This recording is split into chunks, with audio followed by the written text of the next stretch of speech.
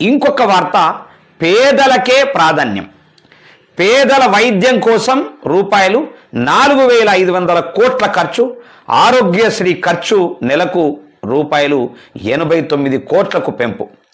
1.15 కోట్ల కుటుంబాలకు జీవిత బీమా. బకాయిల భారాన్ని తగ్గించిన ప్రభుత్వం. 10,000 పడకలతో ఆసుపత్రుల విస్తరణ. వైద్య సేవల్లో పారదర్శకతకు ప్రాధాన్యం. నిపుణుల వైద్యుల సేవలకు కొత్త వేదిక. విద్యా వైద్య రంగాల్లో సమగ్ర ప్రణాళిక.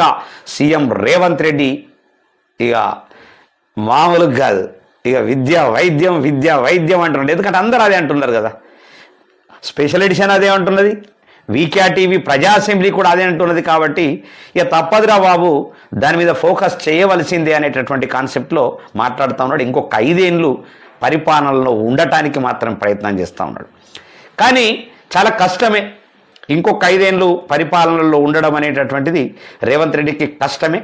ఎందుకంటే కాంగ్రెస్ పార్టీ కార్యకర్తలను కావచ్చు, నాయకులను కావచ్చు, సీనియర్లను కావచ్చు, ఎవరినైనా పండబెట్టి తొక్కుతా పేగులు మెడలేసుకొని తిరుగుతా అని చెప్పేసి ఏదైతే డైలాగ్ చెప్పిండో, గదే తొక్కుడు గదే పేగులు మెడలేసుకొని తిరిగేటటువంటి పరిస్థితి అయితే కనిపిస్తూ ఉన్నది. ఇవాళ నిన్న జీవన్ రెడ్డి గారు కూడా బయటకు వెళ్ళడం కూడా జరిగింది.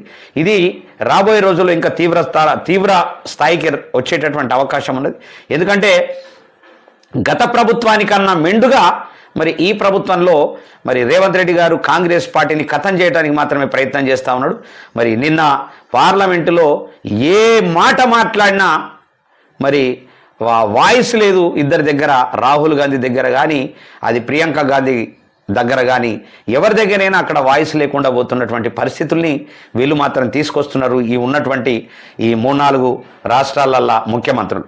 అంటే కాంగ్రెస్ పార్టీని పూర్తిగా నామరూపం లేకుండా చేయడానికి మాత్రం ప్రయత్నాలు జరుగుతూ ఉన్నాయి. అది వాళ్ళ కర్మ, మనం ఏం చేయలేం.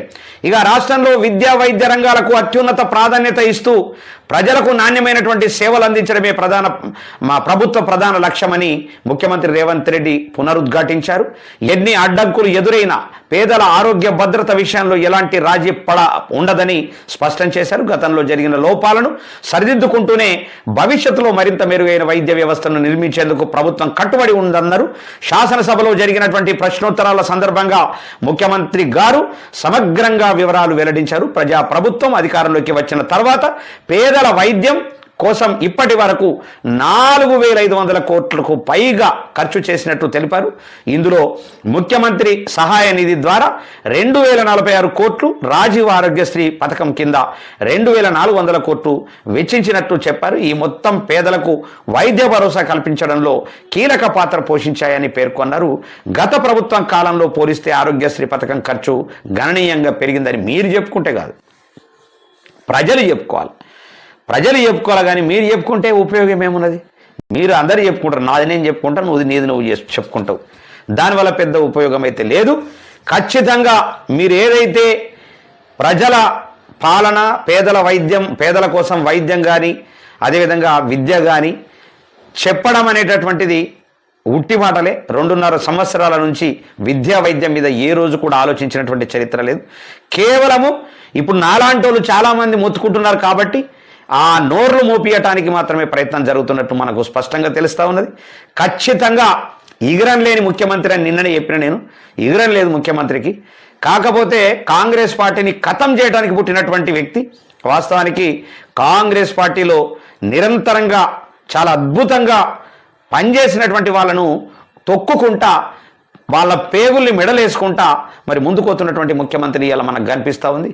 ఇక ఈ మధ్యలో ఆవేశము, ఆ ఆక్రోశము, ఆ కోపము అవన్నీ కూడా తగ్గిపోయినాయి వాస్తవానికి. మరి వయసు రీత్యానా లేకపోతే ఎవరైనా స్క్రిప్ట్ ఇస్తున్నారా ఏం చేస్తున్నారో తెలియదు. కానీ ఇక మరి ఈ మధ్య కాలంలో మాత్రం కాస్త తగ్గించుకున్నాడు.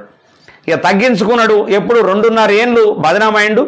2.5 ఏళ్ళ బదనాము అనేక మంది పేద ప్రజలు ఉసురు పోసుకొని, ఆ ఉసురును గ్లాసులల్లో నిమ్మరసంలో కలుపుకొని, ఛాయలో కలుపుకొని, ఇతరాత్ర రసాలల్లో కలుపుకొని తాగి, వాళ్ళ ఉసురు తాగి ఇక ఇలా కొత్త కొత్త మాటలు, కొత్త కొత్త డైలాగులు విద్యా వైద్యం మీద చాలా తీవ్ర స్థాయిలో వస్తున్నది. రేపు ప్రజలల్లా విద్యా వైద్యం మీద గినక ఫోకస్ పెట్టకపోతే మరి ఘోరంగా విఫలం చేస్తారు, ఘోరంగా ఓడగొడతారు అనేటటువంటి కాన్సెప్ట్కి వచ్చినట్టు మనకు స్పష్టంగా తెలుస్తా ఉన్నది. చూద్దాం